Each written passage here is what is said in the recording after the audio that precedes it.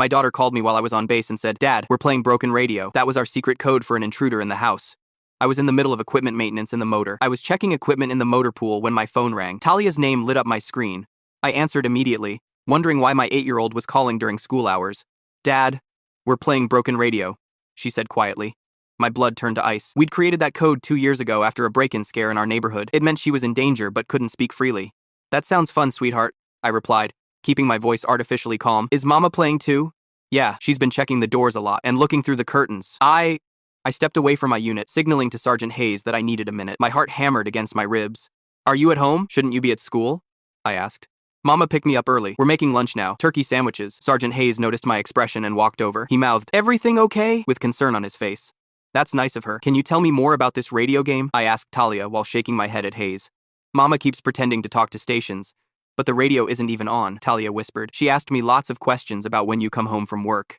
I felt sick. Paige knew my schedule perfectly after 9 years of marriage. Monday through Friday, 0800 to 1700, with occasional weekend duties. "I'm going to come home early today," I told her. "Can you put Mama on the phone?"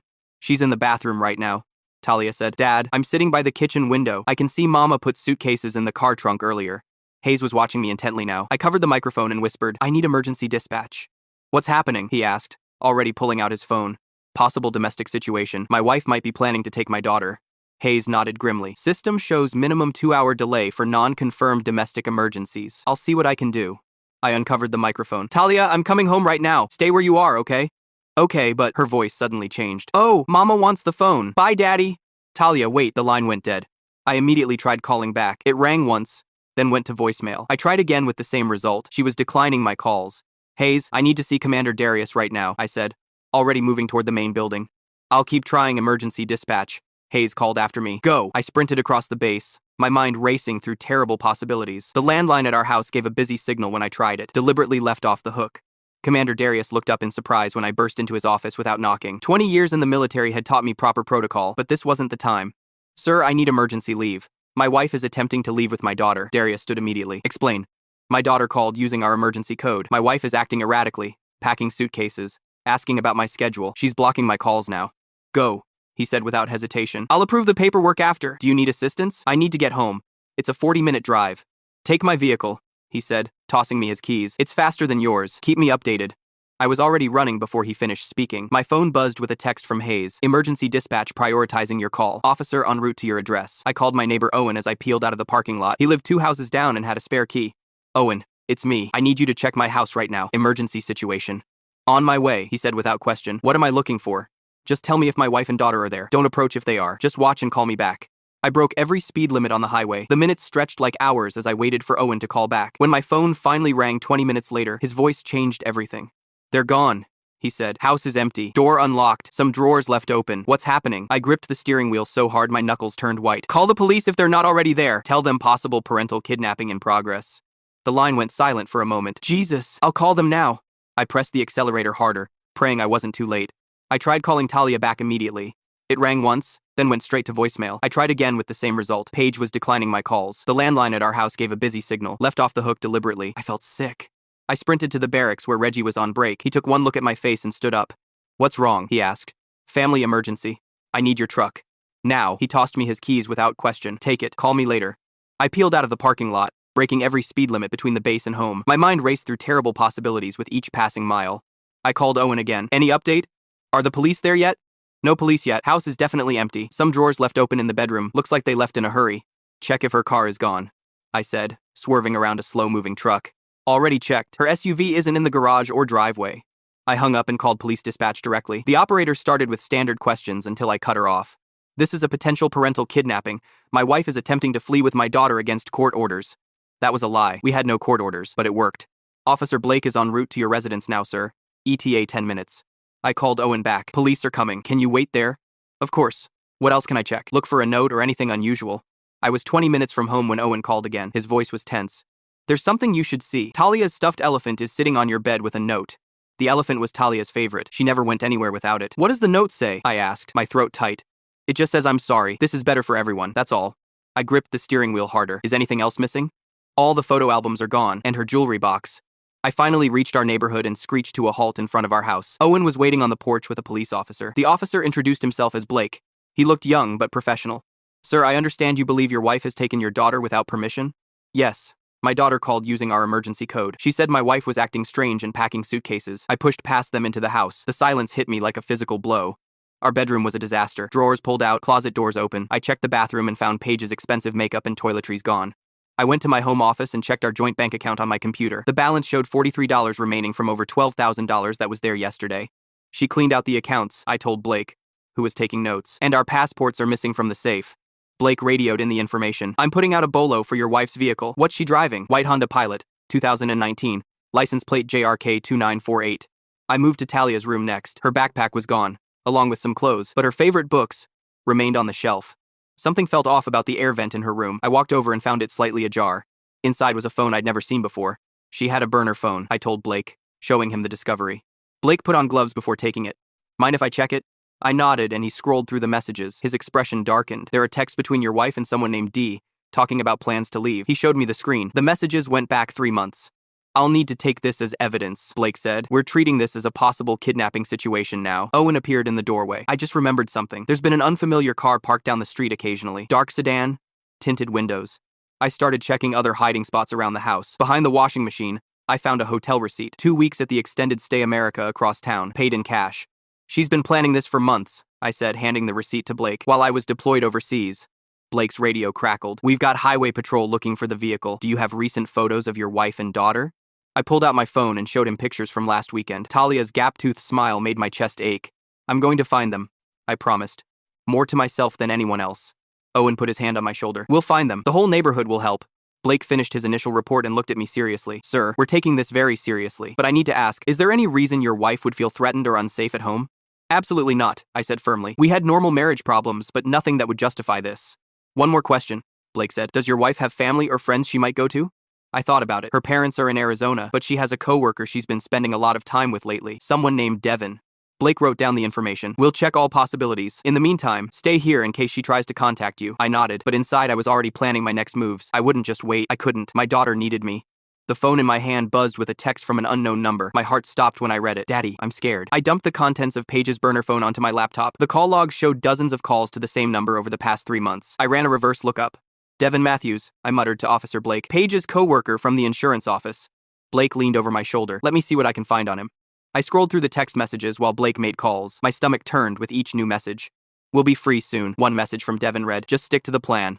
Blake returned with a grim expression. Matthews has an interesting social media presence. Lots of posts about government surveillance and how to disappear completely.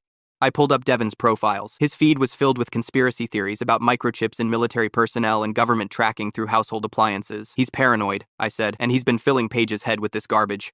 Blake's phone rang. He stepped away to answer it, then returned looking energized. We've got something. Matthews purchased 2 tickets to Venezuela yesterday. 1 adult, 1 child. They're scheduled to depart in 3 hours. Venezuela doesn't have an extradition treaty with the U.S., I said. Blake was already moving toward the door. I've alerted airport security.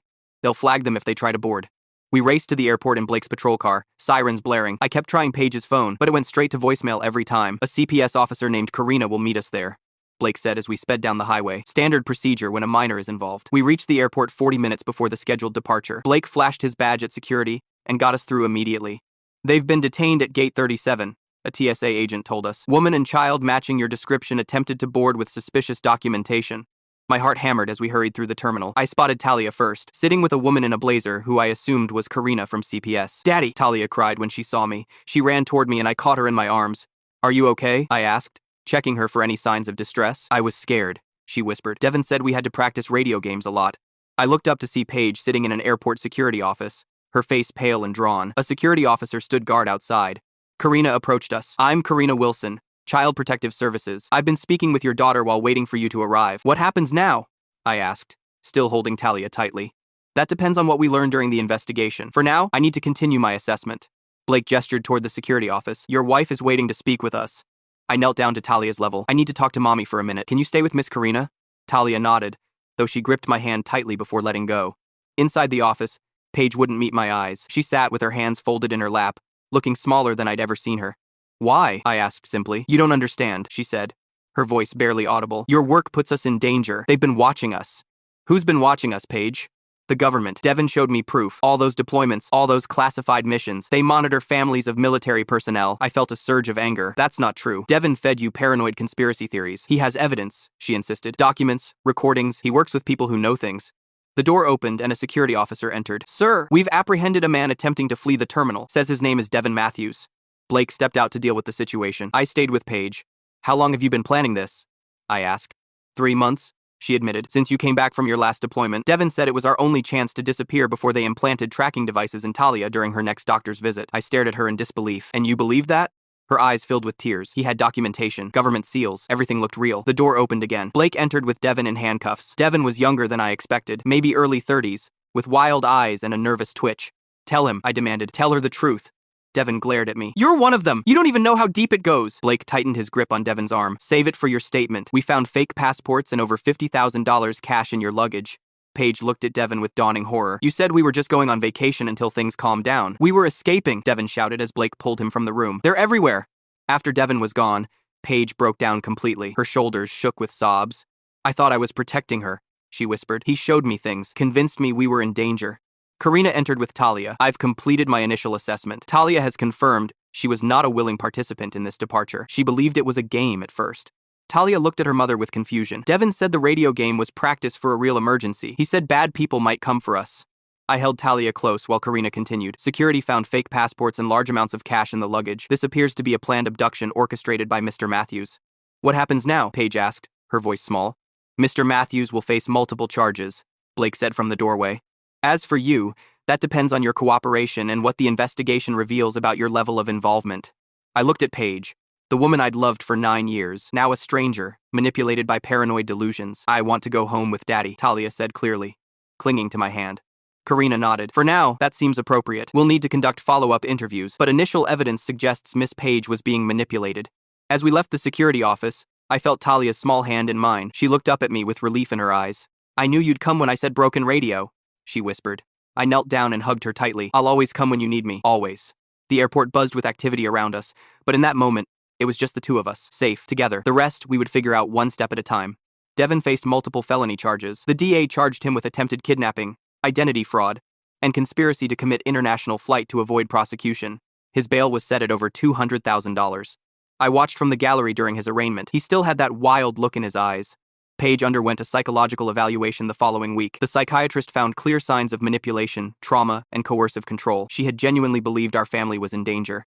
She exhibits patterns consistent with victims of extended psychological manipulation, Dr. Ramirez told me after the evaluation. Her judgment was severely compromised. I filed for temporary full custody while Paige began intensive therapy. The judge granted it immediately, after reviewing the airport incident report.